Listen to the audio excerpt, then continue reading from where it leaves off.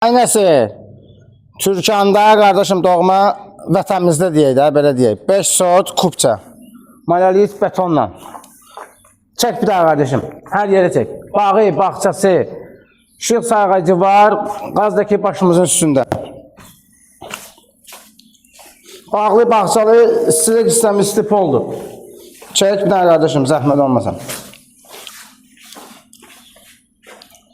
Bura 50 etli balkondur.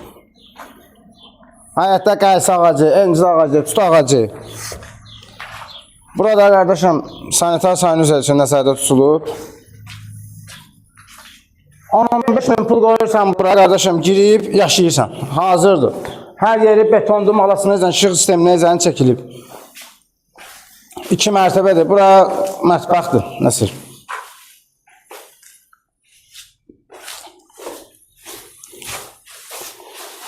Burada da hamam sanizeri var.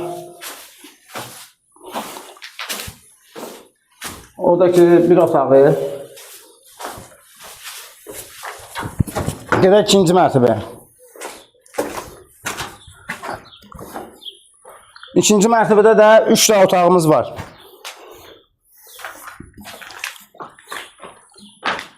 Burada bir otağımız.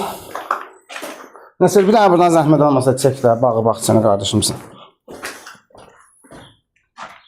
İkinci mərtəbəndə sanitar sayını üzərində nəzərdə tutulmuş. Burada da bir otağımız. Promo birbaşa balkona. Qəşəng, burada çay içməyə də yerimiz var, qəşəng. Ləzzətli. Bura bax, bura bax. Kombinin xəttləri necə qoyulub. Burada da bir otağımız. Burası da digər otağımız. Dəyərli izləyicilərimiz, qiymət deməyəcəyik. Kimin xoşuna gəlir, kimə maraqlıdırsa, əlaqə nömrəmizdən əlaqə saxlasın. Allahın da satan da Allah xeyrini versin.